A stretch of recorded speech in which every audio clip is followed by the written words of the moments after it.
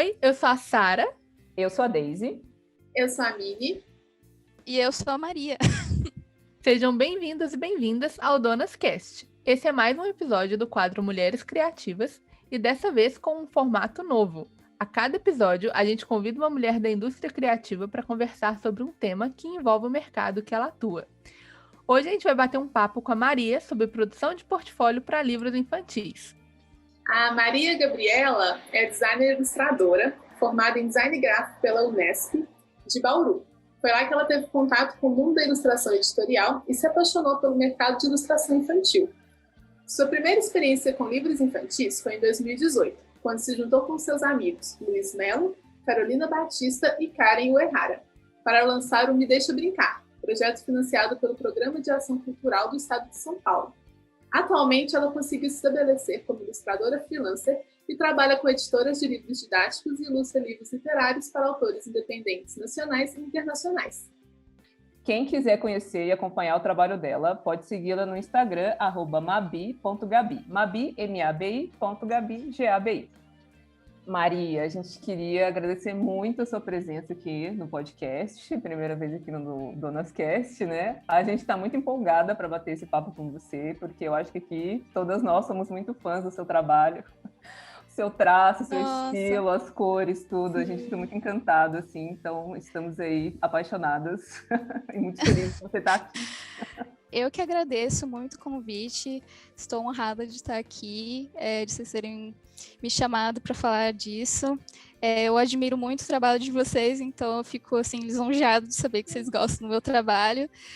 E eu me considero uma pessoa, na verdade, muito nova assim, a esse mercado, mas qualquer informação que eu possa falar para passar para todo mundo, assim, tô aqui e espero que seja legal, que seja um bate-papo legal. Iba, vai sim. Para iniciar, a gente gostaria de saber assim, um pouquinho como que foi a sua primeira experiência com o livro infantil, né? Quando você lançou o Me Deixa Brincar, através desse programa do Estado de São Paulo. Contar um pouco do projeto e também desse programa, né? Que eu achei super interessante. Bom, primeiramente, contar um pouco como isso aconteceu, que eu acho que foi um acidente, eu chamaria de um acidente feliz, sabe? Porque, assim, eu e nenhum dos meus amigos, né, que vocês citaram na introdução, a gente não tinha nenhuma experiência com livro infantil, nem com escrita, nem com ilustração, nem nada, sabe? O que aconteceu foi que há uns meses antes de começar esse projeto, isso foi em 2017, eu estava no segundo ou terceiro ano da faculdade. E, assim, eu entrei na faculdade achando que eu ia, assim, ser a designer, publicitária, fazer branding, identidade visual. O que eu fiz, na verdade, até o final do ano passado, eu trabalhava em agência de publicidade, sempre fiz estágio, assim, a partir de 2016, comecei a fazer estágio, fiz design júnior, sabe? Muitas coisas relacionadas a essa área do design. E eu, assim, entrei e falei, vai ser isso. Só que, né, na faculdade a gente encontra um monte de gente, a gente vê muitas coisas. E, especificamente, eu lembro de participar de um bate-papo com 2 ilustradores incríveis, que ainda estavam no processo de formação, né, na Unesp, que é o Lucas Wakamatsu e a Beatriz Mayumi. E especificamente a Beatriz Mayumi, ela é incrível, uma ilustradora que está no mercado infantil e ela já estava começando, né, já estava mais inserida no mercado e ela fez esse bate-papo para falar sobre como ela chegou onde ela está. E eu achei muito interessante porque, sabe, quando a coisa existe, mas você nem pensa na possibilidade de fazer ela, porque parece uma coisa tão inalcançável, sabe? Eu olhar um livro e pensar que eu poderia ter ilustrado ele, sabe? Então, eu nunca tinha passado pela minha cabeça isso. E aí me abriu a mente, só que ficou só como um pensamento mesmo. Eu ilustrava já, mas não tinha um direcionamento específico. Então, aí no fim, eu falei, eu poderia tentar algo assim. gostava de fazer coisas fofas, então já era meio caminho andado, digamos assim. E aí, teve um projeto na faculdade, na verdade uma disciplina na faculdade, que era, acho que metodologia de projeto. A gente podia fazer o que quisesse nessa disciplina, então a gente ia escolher um produto e fazer, né, o escopo do projeto. Aí eu falei assim pro meu grupo, e se a gente fizesse um livro infantil? Tipo, não tem nada a perder, a gente tá experimentando, acho que seria legal. E aí a gente topou. Todo mundo fez, ok, vamos fazer isso, esse negócio que a gente nunca fez, vamos testar. Aí foi isso, a gente pensou na história. O Me Deixa Brincar é uma história que conta a história de 4 crianças que elas estão brincando, né, no dia a dia normal, e uma das crianças, que é um menino, ele vai e tenta pegar uma boneca para brincar. Só que aí ele é repreendido por um dos amigos dele, porque ele já tem a percepção de que a boneca é, né, um brinquedo das meninas. Enfim, isso rola uma pequena discussão que acarreta, assim, numa... na verdade, nem tem como começar a discussão, porque o macaco chega e rouba os brinquedos e leva eles para uma viagem mágica para vários lugares. Eles encontram pessoas diferentes que falam de maneiras diferentes, que ser diferente é uma coisa normal e que todo mundo deve respeitar as diferenças. E é um livro sobre diversidade que que todo mundo se importava, né? A gente queria passar essa mensagem, e a gente falou, ok, a gente vai fazer isso. A gente fez os personagens, a história principal, assim. E aí a gente apresentou, e o nosso professor gostou bastante, e aí ele falou, por que vocês não tentam procurar um edital? E aí eu, de 2017, falando assim, o que é um edital? Eu de 2021 não sei muito ainda também, não. Pois exatamente. Vamos aprender agora com você falando aqui. Então, né, é louco que isso é uma coisa que ainda é um pouco exclusiva e que todo mundo deveria saber, porque é uma coisa aberta ao público, não é só quem é formado para ter esse financiamento. Mas, basicamente, a gente mandou o projeto para esse edital que estava aberto, que é do PROAC, o Programa de Ação Cultural de São Paulo. Ele é um programa que tem diversas vertentes culturais, então tem tanto livro quanto peça de teatro, livro infantil, livro adulto, eventos, então tem muitas possibilidades. E na época que a gente se inscreveu no edital de literatura infantil. E a gente, assim, você entra no site, basicamente vê o que está aberto, e na época a gente deu sorte que estava aberto esse edital específico, e vê os requisitos, sabe? Tem todo um documento bem extenso que você tem que ler e seguir tudo que eles pedem. Eles pedem uma documentação um pouco extensa. Esse é o problema do edital, é que é muita burocracia. Mas, enfim, a gente olhou em outros projetos, porque normalmente eles têm os projetos anteriores que venceram, né, os que conseguiram o financiamento, eles normalmente deixam no site, e a gente viu o modelo e a gente virou noites e noites para conseguir entregar esse documento na data limite.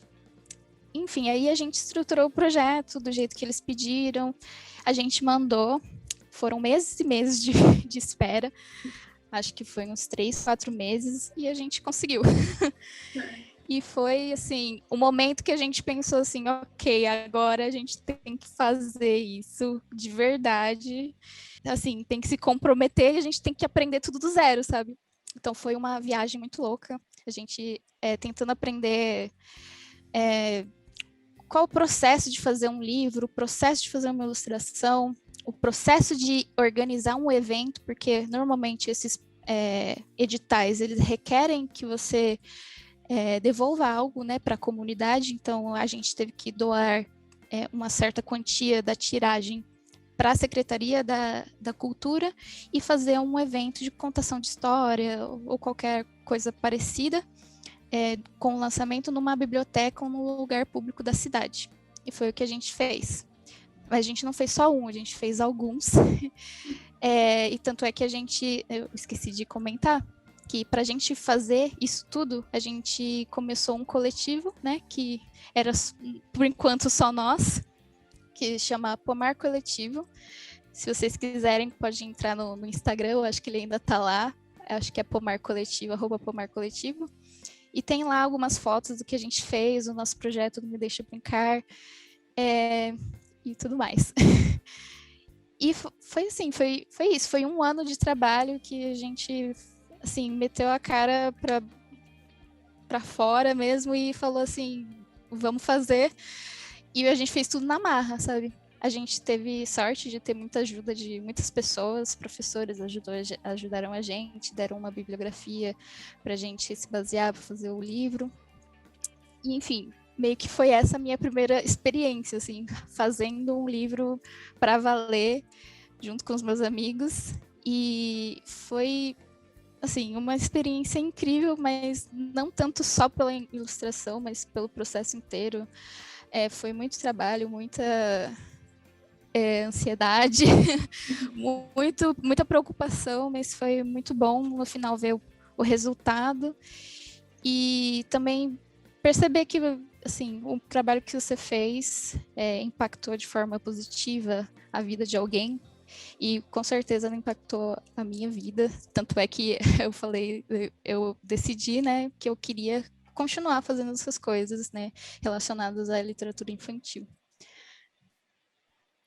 Nossa, que legal essa história. Eu adorei muito, tipo, como foi o projeto e como vocês decidiram e foi lá, deu cara a tapa. A gente não sabe, mas a gente está fazendo aqui. E a gente vai fazer dar certo. E é isso, né? Porque eu acho que meio que a vida é isso mesmo. A gente acaba ficando com medo, às vezes, né, de testar novas experiências e tal. Mas, gente, é assim mesmo, né? A gente vai aprendendo muito no processo. Eu tô com uma curiosidade, como é que vocês dividiram as tarefas, assim, tipo, do livro, tipo, e de quem também, de onde vinha a história? Essa história era de domínio público, alguém do coletivo criou? Como vocês dividiram essas tarefas também de produção, ilustração? Então, desde o começo, a gente pensou tudo junto, literalmente. A gente se juntou e começou a fazer brainstorm. A gente tinha uma certa linha, né, que a gente pensava, a gente quer falar sobre um tema importante que a gente queira passar, né, e a gente decidiu falar sobre diversidade, e a gente tinha só isso. E aí a gente foi fazendo brainstorm, se juntou um na casa do outro, depois da faculdade e depois do estágio, sabe? Todo mundo tinha alguma coisa para fazer, mas a gente parava para todo mundo falar as ideias, fazer sketch, e meio que todo o processo foi mais ou menos assim. Então, a gente foi lapidando a história no começo estava muito arrastada, muito grande para o público-alvo que a gente queria, que era mais ou menos assim, entre 6 a 10 anos. Então, a gente tinha que simplificar, tinha que pesquisar e muitas coisas. E aí, quando a gente foi fazer o livro, né? Aí a gente pensou os personagens juntos, pensou o character design junto. Então, às vezes, uma pessoa faz um sketch legal, aí a outra adiciona um outro detalhe, sabe?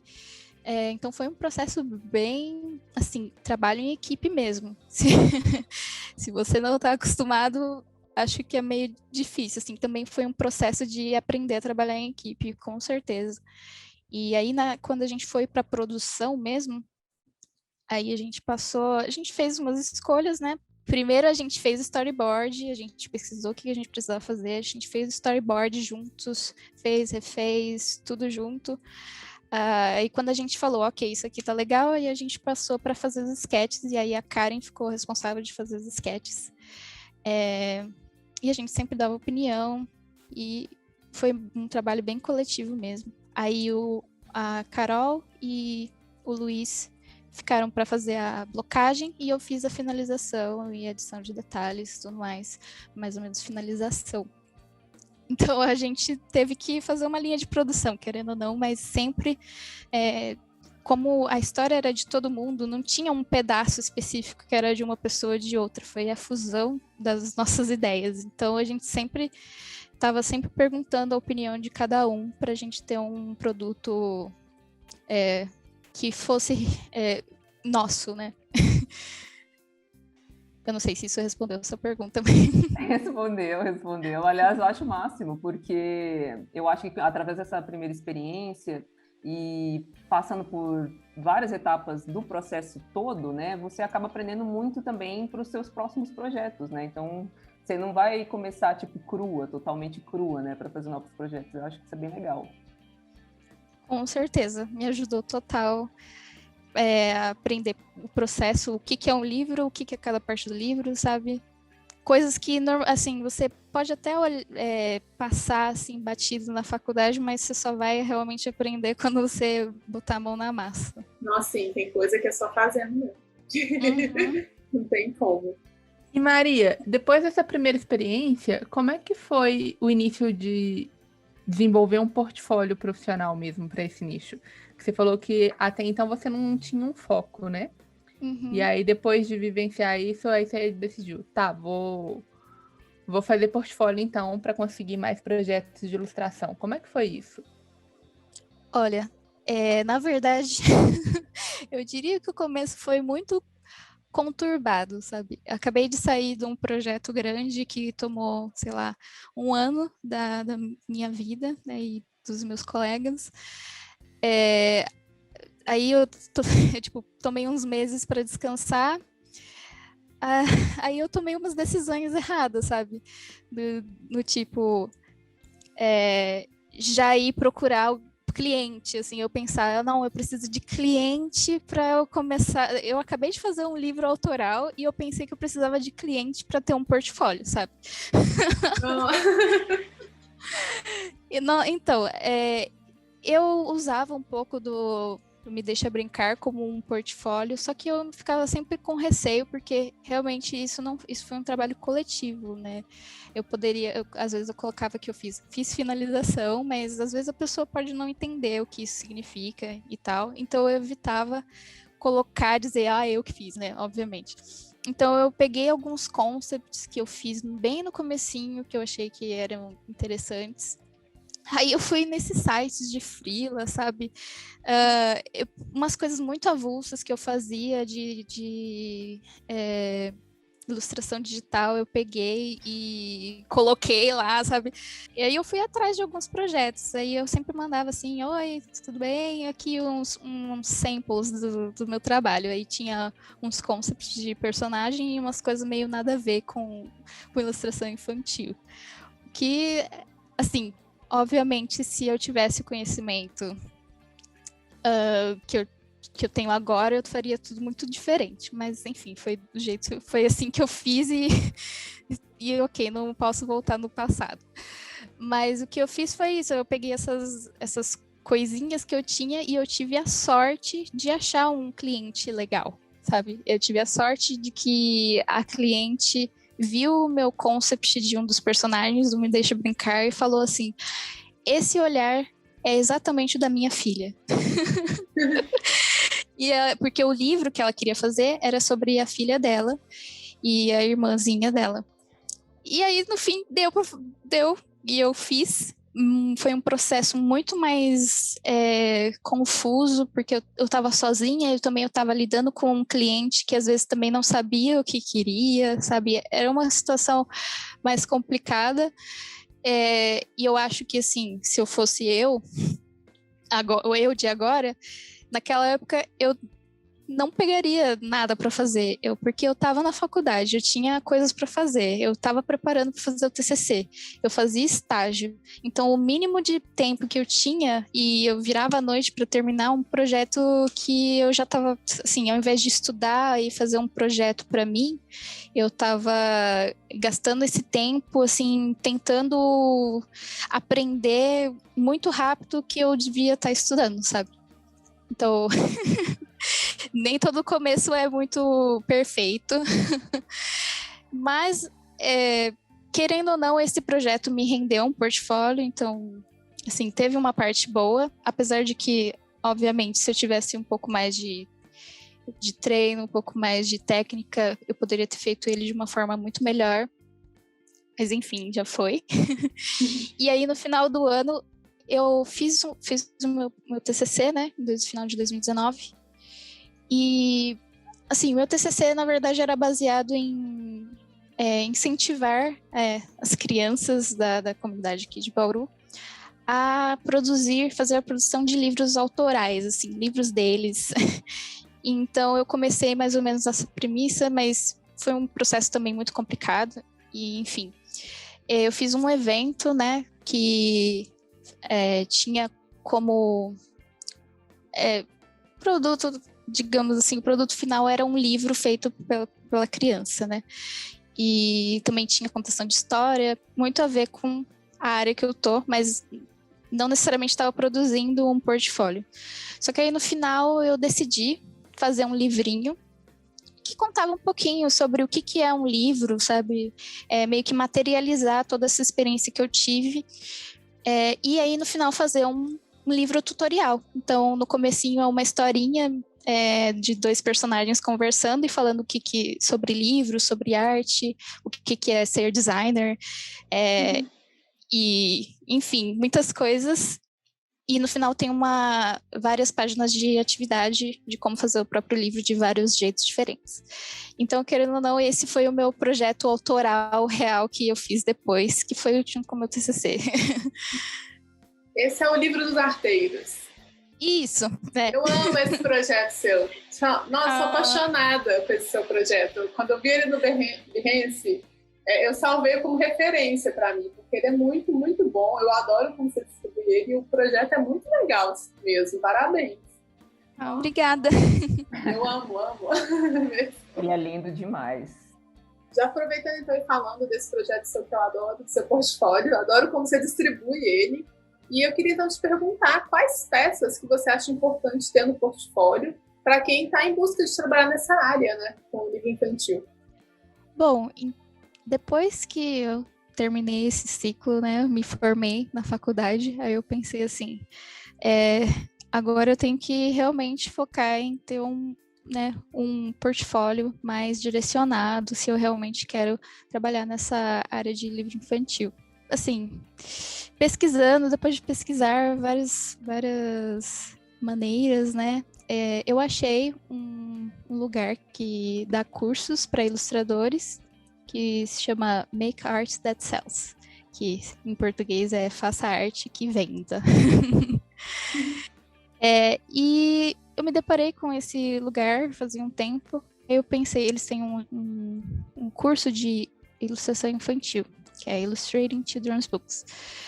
E eu sabia que não era um curso de desenho.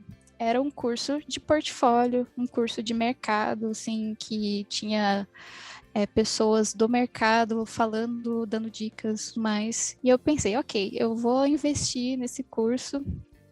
E isso daí era final de 2019 e o curso ia ser, tipo, junho de 2020. Então já era uma projeção, eu ainda tinha que esperar bastante. Enquanto isso, eu estava trabalhando, né? Fui contratada numa agência de publicidade e eu fazia alguns freelas de lado, sabe? E aí eu falei aqui, ok, eu vou colocar no Behance os 2 projetos que eu tenho. Porque eu tinha alguns projetos de design, eu acabei tirando, porque eu não queria trabalhar mais com isso diretamente no momento. E aí eu coloquei lá o livro da Ayla e Lulu, que é o livro da menininha com a irmã, e o livro dos arteiros, que é o meu TCC. E eu percebi, né, a partir do momento que eu coloquei lá, realmente começou a ter, assim, uma certa visibilidade, algumas pessoas me contataram, algumas editoras e tudo mais, e aí eu tava percebendo, tá, o que eu preciso? Tipo, o que essas pessoas estão vendo? E aí, né, foi um processo esse ano de 2020, eu tava aprendendo, e aí chegou no momento que eu tava no curso que eu, assim, tive respostas mais concretas, né? Basicamente, se você quer trabalhar com uma coisa, você tem que, né, demonstrar que você sabe fazer certas coisas. Então, se você quer fazer um livro infantil, é interessante você observar que tipo de livros, o que tem no livro infantil, qual é a estrutura do livro, que tipo de habilidade eu tenho que ter, o que eu vou fazer quando se eu for contratada. Então, você tem que mostrar tudo isso, porque eles não têm como saber, né? Como qualquer outra área criativa, eles não têm como adivinhar que você sabe desenhar um cachorro, por exemplo. Se eles querem que você faça um livro que o protagonista é um cachorro, eles vão preferir uma pessoa que mostre que sabe desenhar um personagem animal, né? Por exemplo. Então, as peças específicas que eu acho que é realmente essencial ter, né? Personagens, uma variedade interessante de personagens que sejam crianças bebês, adolescentes, adultos também, porque muitas vezes aparecem adultos nas histórias. Personagens animais seriam interessantes, essas outras coisas são meio que adendo. Se você consegue desenhar animais, você vai conseguir entrar no mercado de ilustração de infantil, que é mais assim, tem personagens que os protagonistas são animais, ou você pode desenhar, ilustrar fábulas, por exemplo, mas isso mostra bastante a sua versatilidade. Então, se o seu portfólio só tem criança, você só vai conseguir livro que o protagonista é criança. E essa questão do personagem é muito importante, porque ele é o que, né, quem vai contar a história, basicamente. Então, você ter essa habilidade de demonstrar as emoções, fazer poses dinâmicas, você conseguir, principalmente, repetir o personagem em páginas diferentes e ele continuar parecido e ele continuar o mesmo, sabe? Isso é bem importante. Então, tem bastante foco no personagem. Então, eu faria, por exemplo, coisas que eu estou aplicando agora, depois que eu fiz o curso, depois que eu fiz algumas pesquisas também por fora. Eu estou realmente criando meu portfólio nesse momento que eu estou falando com vocês. Então, de acordo com o método que fizeram no curso, né, a gente vai fazer primeiramente personagem, não seja um personagem apenas ele só de pé, de frente, sabe? Não sei, mostrar ele se movendo, fazer um sheet de emoções, depois um de poses, mostrar coisas que crianças fazem, né? Então, a criança correndo, a criança pulando, dançando, chorando, entre outras coisas. E também tem outros tipos de personagens também, que são personagens que são objetos inanimados, e aí fica um desafio um pouco maior, porque você tem que dar vida a uma coisa que não tem vida. E personagens meio que inventados, como monstros, fadas, coisas assim que são mais da imaginação, mais lúdicos. Se você tiver uma variedade grande de tipos de personagem, você vai ter uma abrangência maior de que tipos de livro você poderia fazer. E junto com isso, né, você vai ter que fazer cenários também. Então, você tem que fazer tudo, né? Triste. Mais realidade. Na hora que você finalmente escolhe trabalhar com livro infantil, aí você lembra, tem cenário nesse negócio também. Essa também é a minha maior dificuldade, assim, porque em animação, por exemplo, se você não fizer uma animação independente sozinho, né, você vai focar em fazer uma coisa, e você vai fazer essa coisa bem. Só que aí quando você está trabalhando com livro infantil, que normalmente você faz tudo sozinho, você tem que saber rebolar, sabe? Tipo, você vai fazer personagem bem, mas você também tem que fazer um cenário legal para colocar esse personagem. Você tem que saber um pouco de narrativa, um pouco de pacing, né? Como é que é o ritmo da história, você tem que fazer storyboard. Às vezes você pode fazer diagramação, se você for designer ou se você quiser também. Você tem que saber fazer capa, você tem que fazer lettering para capa, tipo... É um conjunto de muitas habilidades e eu meio que passei por um processo de desapego, sabe? Porque eu penso assim, eu nunca vou ser perfeita em tudo, porque eu tenho muitas coisas para fazer. Sim, né? Com certeza. Aí a gente tem o cenário, então o que eu recomendo, você vai fazer um projeto. você não precisa necessariamente ter uma história inédita. Você pode pegar, né? Acho que como muita gente já dá esse exemplo, de pegar contos clássicos, contos que são domínio público e dar a sua cara para ele, né? A questão do portfólio é que você não precisa fazer o livro todo, né? Então, é um caminho mais fácil. Então, se você for por esse caminho de fazer algumas ilustrações, eu faria uma página dupla inteira com cenário que vai de uma página para outra, e pelo menos mais uma página que é com vinhetas ou com spot illustrations. Ou uma página só com uma página simples com ilustração e outra página com um spot. Porque é literalmente isso que você vai fazer. Porque o livro não pode, assim, ele pode, mas já depende da história também, mas normalmente você não quer que ele seja totalmente cheio só de páginas duplas. Porque quando isso acontece, normalmente o livro é muito rápido de ler. Então, quando você tem essa quebra de uma página simples, uma página com algumas vinhetas que demonstram algumas situações da história, tem mais coisa para você digerir, né? Você tem que observar. São essas coisas que você vai fazer, principalmente. Colocar o personagem no cenário e você fazer uma dupla. E essas vinhetas, assim, que são ilustrações pequenas, que normalmente não tem cenário, às vezes é só meio que uma transição para outra cena, sabe? Eu achei isso muito interessante, porque às vezes a gente tem dúvida, né, de qual parte do projeto exibir no portfólio. E isso é muito legal, essa forma como você toma as decisões, né? E Sim. Como pensar o que mostra mais a sua versatilidade é bem bacana. É um parâmetro muito legal.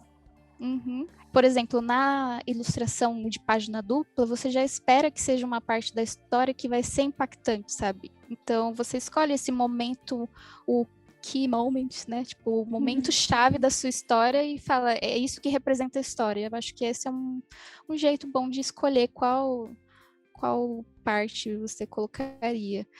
Por exemplo, o Rodrigo Cordeiro, ele fez alguns desses projetos de clássicos e ele fez um da Alice. E aí ele fez uma dupla muito bonita que era tipo, a Alice junto com o Chapeleiro Maluco, tipo, é uma cena muito icônica, sabe? E você bate o olho e você já sabe o que é aquilo. Então, eu acho que é um parâmetro legal para você colocar na sua mente, assim. E para facilitar a sua decisão de qual parte que eu coloco, sabe? Bom, e fora isso, quanto mais variedade de coisas que você tiver no seu portfólio, mais trabalhos, assim, mais possibilidades de trabalho você vai ter, sabe? E, por exemplo, no curso que eu fiz, elas deram 4 histórias, cada uma era diferente. Então, se eu pegasse essas 4 histórias e fizesse o personagem, as emoções do personagem, o personagem se movimentando, aí eu fizer uma dupla e uma vinheta, e a capa, esqueci de falar da capa muito importante você fazer. Eu já vou ter um projeto completo que a pessoa vai ver tudo que eu posso fazer, sabe? E no caso dessas 4 histórias, cada uma tinha um elemento diferente. Uma era de uma criança que gostava de pintar de roxo, que eu ainda não postei no Behance, mas eu coloquei no Instagram uma parte do projeto. Uma é sobre um personagem que é um balão, então aí você tem que se desafiar a colocar a personalidade no balão, no objeto inanimado. A outra era de uma coruja, então você tem que dar personalidade a essa coruja. E a quarta história é uma história biográfica da Joanne Robinson, que ela é uma ativista americana.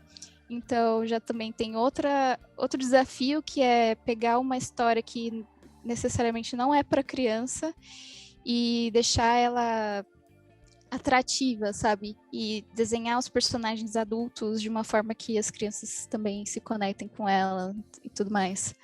E aí, como eu estava falando, a capa também é muito importante. Junto com o projeto que você fizer, mas você também pode fazer um projeto de capa avulso, porque se você quiser também ir para uma área mais de infanto-juvenil, normalmente esses projetos não têm ilustração dentro, ou a ilustração é preto e branco. Então, você também pode pegar uma história, fazer uma releitura de Harry Potter, por exemplo, e fazer as capas, a coleção de livros.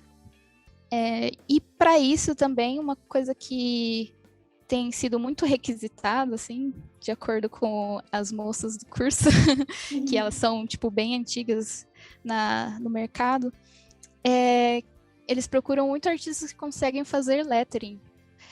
Porque, assim, hoje em dia parece que eles preferem, ao invés de colocar uma tipografia pronta, né, que você mesmo faça esse lettering. Então, você ter isso no seu portfólio também é importante. Seja numa capa, seja você vai fazer um cartão postal de feliz aniversário. É importante você ter isso no seu portfólio também, porque a maioria dos livros atuais, cada um tem a sua letra diferente, assim. Então, treinar um pouquinho. Eu não diria que você precisa ser mestre para fazer letras, porque normalmente se encaixa muito esse visual de letras tortinhas, mas, enfim, de uma série de variedades e tudo mais, uma coisa mais descontraída, não muito certinha, mais torta e tudo mais. Mas isso você tem que saber fazer de propósito. Você não precisa ser mestre, mas é bom dar uma estudadinha e tal, fazer uns testes. Ter uma noção, né? Ter uma noção, Não, eu acho isso muito legal, porque é verdade, né? Eu sofro muito com lettering. Eu falo que a Daisy faz. Toda vez que eu tenho que colocar lettering, eu sofro, porque eu falo assim, como que eu faço isso ficar bonito, mas sem parecer que tá demais, sabe? Sem ficar... E isso é muito legal ter essa noção. Eu gostei muito dessas dicas que você deu do que colocar, porque realmente, você tá falando aí, é o que representa o projeto mesmo que você quer fazer, e você não precisa ficar inventando além disso, né? Porque às vezes eu acho que a gente cria na nossa cabeça que tem que fazer um projeto completo para ir para o portfólio, e aí a gente só vai enrolando para fazer, porque é muita coisa, né? Eu achei muito legal como você falou aí, como você divide, e estou anotando as dicas aqui, que eu também estou montando o meu. Eu já estou aproveitando. Eu queria comentar uma coisa que eu também achei super legal, é que você pensa de maneira estratégica, né? E eu acho que é isso que falta um pouco, né? O pessoal não tem muito direcionamento, então a galera meio que vê assim, vou postar um personagem aqui, vou postar um cenário lá, mas você tem que pensar as coisas de maneira planejada, né? Estratégica e tal. Eu acho que essas dicas foram fundamentais para a pessoa realmente ele focar e construir um portfólio que venda, né? De fato, que atinja exatamente, né? Aquelas pessoas que estão procurando aquilo ali. E falando sobre isso, a gente vê no seu portfólio que tem no Behance, né? A gente achou muito legal o jeito como você organiza essas peças, né? A gente viu lá que você coloca o design de personagens, né? Storyboard, às vezes um color script. E aí eu queria saber se você acha que isso é muito importante também, né? Na hora de você vender o seu portfólio e como você geralmente organiza seus projetos, tipo de formato, por exemplo, de arquivo e tal. A apresentação é fundamental, assim, é preferível você fazer alguns projetos, mini projetos, né, como eu falei, os contos clássicos, aí você vai fazer o personagem, esse mesmo personagem vai estar na página dupla, que vai estar na vinheta que você vai fazer, que vai estar na capa, então eles vão estar todos juntos, praticamente o projeto feito, sabe? Então você organizar isso de uma forma que a pessoa entenda, é interessante, colocar uma descrição, colocar... Às vezes você pode colocar uns sketches, porque aí a pessoa já vai saber o que ela espera, né? É assim que essa pessoa faz trabalha, é assim que ela faz o storyboard, é isso que eu vou receber se eu contratar ela, sabe? É importante, você não precisa colocar o processo de tudo, né? Porque às vezes pode ficar muito extenso, mas é interessante colocar. Às vezes até coloco um mock-up, porque aí fica mais fácil de visualizar como que já que ele não foi impresso, né? Como ele seria se ele fosse impresso. Às vezes fica mais legal de visualizar. Isso falando mais no Behance, né? Que ele tem um formato, assim, de apresentação. Então, eu não acho interessante usar o Behance, por exemplo, para colocar uma imagem só, sabe? Tem gente que faz e dá certo, sabe? Tudo bem, mas eu acho que se tivesse um a mais, é um uso melhor da plataforma, sabe? E sobre formatos, essas coisas, eu não sou a dona da verdade, mas eu costumo só, tipo, salvar tudo para web e costumo usar JPEG mesmo, porque o PNG normalmente são arquivos muito pesados, porque ele mantém a qualidade, né, do arquivo. E assim, você não precisa colocar imagens de alta qualidade no seu portfólio. Isso também é até um pouco arriscado de assim, ficar mais fácil para as pessoas roubarem. Uhum. Eu deixo mais PNG se eu for fazer algo num site, colocar um logo e tal, mas eu não sou expert. É que normalmente, assim, uma coisa que também aprendi, assim, no curso que eu fiz, é que você não pode deixar que essas coisas técnicas atrapalhem o seu trabalho. Então, por exemplo, se você abre o site e se o editor abre o seu site, demora 5 minutos para carregar a página, ele só vai fechar e vai para o próximo, sabe? Eu tenho essas coisas, essas sutilezas, assim, que elas vivem, que elas deram essas dicas que eu falei, faz sentido. Principalmente se você tem um website, que normalmente elas recomendam muito você ter um website próprio, com domínio próprio, porque aí fica mais, né, profissional e tudo mais. Eu estou trabalhando nisso também. E é isso, se o site for difícil de navegar, não dá para voltar, não dá para clicar na imagem, ou às vezes não dá para salvar, porque elas falam que os editores costumam salvar as imagens para guardar de referência a essa pessoa aqui. É tipo um Pinterest, só que ele salva no computador, né? Uhum. Enfim, e aí ela fala da importância também de colocar o seu nome nas peças por causa disso. E, enfim, se for tudo muito pesado e a navegação for ruim, tiver mal organizado, eles só vão desistir, sabe? Então, é isso, é criar o menor ruído possível para que a sua sessão chegue lá, chegue no outro lado. Sim. E tem muita agência também, quando eu estava fazendo uma pesquisa de agência para mandar, que já até pede para, às vezes, mandar até PDF para já ficar salvo. Então, tem muita coisa que já pode ir olhando mesmo, que é para facilitar a vida. Porque eles devem receber muito trabalho, né? De muita gente. Nossa, então, sim. A gente tem que ajudar aí nisso, né? E facilitar o máximo que der. Mesma coisa se eles pedirem para você mandar no e-mail 5 imagens. Esse é um requisito, sei lá. E aí você não vai mandar cada imagem 10 megas, sabe? Nem vai chegar, na verdade, lá, de tão pesado. É umas coisas técnicas que a gente tem que aprender, assim, na vida. Maria, e agora mudando um pouco de assunto mais para o mercado, assim, como é que você consegue projetos na área? Tem ilustradores que têm agentes? Como é que funciona para você? Então, ultimamente, eu estou há pouco tempo como freelancer, eu trabalhava full-time, assim, em uma agência, como comentei antes, então eu não saía procurando muito, assim, tipo, prospectando. Mas o que acontecia comigo bastante é que as pessoas viam meu projeto do Behance e me entravam em contato comigo. Então é muito importante você, nessas plataformas, você ter certinho os seus e-mails de contato para a pessoa conseguir entrar em contato com você. Como eu trabalho muito mais com pessoa física, sabe? Por exemplo, a maioria dos livros literários que eu faço hoje em dia são para pessoas físicas, então é como se fosse uma commission que dura de 3 a 6 meses. Então, eles normalmente me encontram ou por Behance ou pelo Instagram. Normalmente, cliente, pessoa física, ama procurar no Instagram. Hashtag. Por hashtag, muitos já me encontraram por hashtag e entrou em contato comigo, aí a gente resolveu e deu certo. Alguns deu certo, alguns não, mas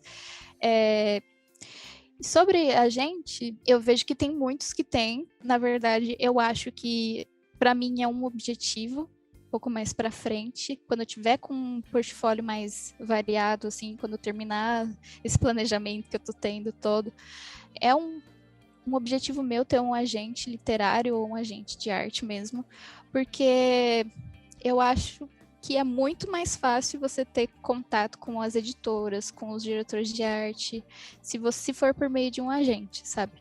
Na verdade, tem editoras dos Estados Unidos que nem aceitam o contato direto com o ilustrador, não, tem que ser por meio de um agente. Então, eu acho que isso facilita bastante essa conexão, é uma ponte, né? E fora que quando você está fazendo trabalho para fora, tipo, nos Estados Unidos, você se embola toda, né? Então, eles cuidam da parte de negociação, das partes de contrato, fica tudo certinho. Apesar dele cobrar uma comissão bem, assim, grande, que pode variar, assim, de 15% até, sei lá, 35%, 40%, mas você vai pensar que ele está entrando em contato com as maiores editoras e consegue negociar valores que você nem imaginaria na sua vida, sabe? É isso, assim, eu acho que o Behance é um bom lugar quando você não tá indo atrás, né? É um lugar para as pessoas te encontrarem. E o Instagram também.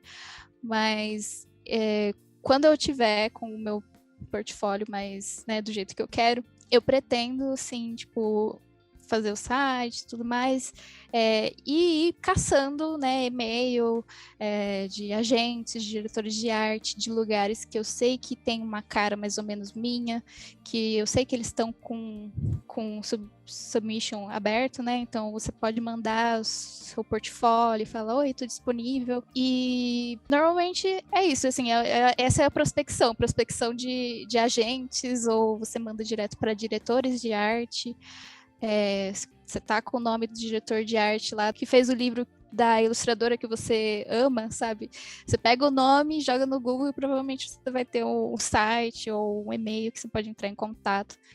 Então, esse contato direto é muito feito e é normal, né? Você fazer esse tipo de contato. Às vezes eles até têm no site, assim, um form para você preencher, para você mandar. E aí fica bem mais fácil dessas empresas, dessas agências grandes te notarem, assim, você vai direto para elas, sabe? Mas é interessante isso que você falou. Eu acho que volta até no trem que a Daisy falou, que é fazer as coisas focadas, né? Que nem você falou. Vou numa agência que eu vejo que o meu trabalho conversa com o que a agência faz, né? Então, isso já te facilita muito, né? Porque você consegue aumentar as suas chances de ter o seu trabalho visto e aprovado, né? Digamos assim, pela agência. Isso é bem legal de se pensar nisso, você ter esse pensamento crítico de tipo, onde que meu trabalho se enquadra dentro do meio, né? Dentro dessas várias possibilidades, porque você entra numa livraria, você vê o tanto de livro infantil diferente que tem, o tanto de arte diferente que tem, né? E você ir achando o seu nicho. Eu acho isso muito importante mesmo de fazer. Às vezes nem o estilo especificamente, mas às vezes você vai mandar uma submissão para uma agência que só faz infanto-juvenil e o seu portfólio não tem infanto-juvenil, entendeu? Então é só isso. Não, sim, prestar atenção nisso. Aproveitando que você já começou a falar um pouquinho sobre a sua experiência no mercado internacional também, eu queria que você destacasse algumas diferenças que você acha que tem para trabalhar no mercado nacional. Bom, a minha experiência é bem limitada, assim, porque a minha única experiência é com o mercado de publicação independente, sabe? E sempre com pessoa física, com autores que têm um sonho de publicar a sua história. E com o mercado, assim, do Brasil, a única coisa fora isso que eu tenho feito é trabalhar com editora de didáticos. Eu acho que a diferença de processo, assim, não tem diferença, né? Porque o livro vai ser feito, o processo é o mesmo em todo lugar. Você vai fazer o storyboard, vai fazer um boneco, depois vai fazer os sketches, finalização, capa. Show, é isso. Muito provavelmente em todos os lugares. Mas em relação ao mercado, eu acho que, assim, o mercado daqui, né, do Brasil, anda tendo muitas dificuldades, né, por diversos fatores. Nos Estados Unidos, lá nos Estados Unidos, no Reino Unido, percebe-se que lá o mercado só cresce. E aqui tem tido muitas falências, muitas editoras fechando. Então, querendo ou não, na minha percepção, tem mais demanda para fora, né? Porque tem mais autores querendo publicar, fica cada dia mais fácil de publicar. Enfim, no modo geral, o mercado está crescendo, então tem mais gente publicando e vendendo livro. E, consequentemente, o ilustrador ganha um pouco a mais também, né? Uma margem maior do que no Brasil. Mas tem tido uma mudança, assim, porque, como eu falei, tá mais fácil de publicar, então o mercado de editorial independente tem crescido muito, principalmente por causa de, né, financiamento coletivo, sabe? Você não começa com nada, sabe? Você lança a sua ideia e um monte de gente já falou, ok, eu quero apoiar e é isso. E dá para você fazer o seu projeto. Então, tem essas nuances, assim. O mercado de fora tem crescido mais e, querendo ou não, aqui a situação está complicada. Tipo, porque aqui no Brasil eu também trabalhei muito mais com independente. E aí tem todo aquele esquema de passar nota de coisa. Com lá fora você também precisa dessas burocracias, assim. Normalmente eu faço um recibo simples e no PayPal eu utilizo o PayPal por conveniência, porque ele come muitas taxas, né, infelizmente. Mas assim, tem um lado bom que ele já emite a fatura, né, certinho, preço. Nossa, quando eu aprendi que no PayPal você podia fazer invoice, que é você mandar tipo assim, a cobrança para a pessoa, aí eu falei, gente, pode isso? É, bem prático. Tem algumas ferramentas que facilitam, ainda bem. Bom, mudando um pouquinho de assunto, no início do episódio eu já babei muito o seu trabalho, eu vou continuar babando, e eu queria saber quais são as suas principais referências na área, assim, e como essas referências influenciam no seu trabalho. Eu vou dizer que é uma mistura de muitas coisas, muitas pessoas, se eu for citar, assim, são muitas, mas tem alguns principais que eu tenho focado e usado como referência ultimamente, que são a Gabi Zermenio, que ela é uma ilustradora mexicana, e ela é visual dev também, ela faz ilustração infantil, ela faz character design para animação, e ela é simplesmente incrível com cores, ela usa cores muito fortes, e eu fico assim, nossa, porque eu gosto muito disso, de usar muitas cores, de passar uma sensação mais, não sei, passar emoções, né, intensas por meio das cores. Eu acho que ela usa muito bem, ela usa uns neons muito lindos, e eu quero sempre colocar isso nas minhas ilustrações. Então, recentemente eu tenho focado mais em trabalhar as cores, e as outras referências também, bem focado em cor. Outra é a Lorena Álvares, é uma ilustradora colombiana, e ela simplesmente faz tipo um arco-íris, assim. Ela é muito, assim, as coisas que ela faz são muito boas. Muito mágicas, ela cria um universo com uns bichinhos coloridos, cheio de florzinhas, e assim, só fico arrepiada de olhar, de tanto trabalho lindo. A outra que eu tenho, né, tem sido minha referência recentemente também é a Carlotta Notaro, que ela é italiana. Assim, a gente tem um estilo meio diferente, mas eu amo também o jeito que ela usa cores, eu amo o jeito que ela usa texturas, ela faz a textura no papel, tipo, ela pega e rabisca tudo e depois, tipo, pinta por cima no Photoshop e fica, tipo, um resultado incrível. E assim, aí tem muitas outras, sabe? Tipo, tem a Beatriz Blue também, que faz coisas muito mágicas, e eu queria incorporar um pouco mais desse universo mágico no meu trabalho, que eu tô planejando. Primeiro fazendo mais os básicos, e aí depois ir mais uma coisa mais diferente, mais lúdica. É engraçado você falar isso, porque eu acho que, tipo, a primeira coisa que eu lembro quando... como é que é o trabalho da Maria? O Mabi Gabi, como eu sempre lembro no Instagram, é cor, e a paleta de cor que você usa, que é muito viva, muito alegre, se destaca demais mesmo. Então é uma coisa que realmente... Se esse é o seu foco, tá no caminho certo. E amei também as indicações. Aliás, eu tô até querendo fazer um curso da Gabi Zermendo, que tem lá no Doméstica do Diogo. Eu comprei, só que eu ainda não terminei. Comecei, mas não terminei. Conta depois como é que é esse curso aí. Tá bom. E Maria, você tá com algum projeto de livro em desenvolvimento para o futuro? Atualmente, eu não tô com planos, né, de fazer um livro autoral, porque, como eu falei durante todo o episódio, praticamente, eu tô bem focada nesse em começar os básicos, né, do meu portfólio, ter mais variedade, para conseguir trabalhos legais.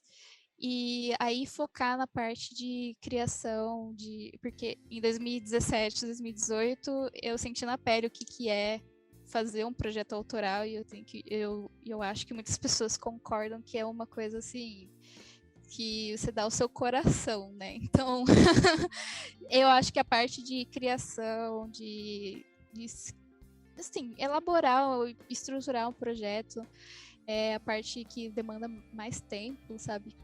Então eu tenho que ter um momento, assim, para que eu tiver mais livre para relaxar, que tiver com a cabeça mais vazia, não estiver pensando, eu tenho que colocar isso e isso no meu portfólio, senão não vou conseguir trabalho, sabe?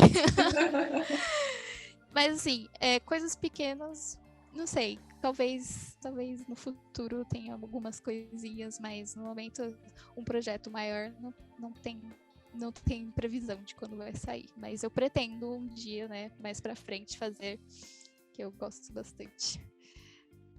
E para finalizar, a gente está querendo deixar aqui um espaço agora para você falar sobre algo que às vezes a gente não conversou, mas que você queria falar para quem está ouvindo, para ajudar ou incentivar, ou o que seja. Deixar esse espaço aí para você.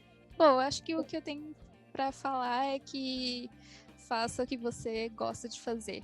Principalmente relacionado ao portfólio, não coloque coisas no seu portfólio que você não quer fazer, só para colocar números, sabe? Coloque as coisas que você quer que as pessoas falem, olha, sabe essa arte aqui? Eu quero que você faça algo parecido, porque já aconteceu de eu colocar alguma coisa que eu não queria fazer e eu receber uma proposta e falar, ok, acho que eu vou fazer, mas aí eu sofri no caminho.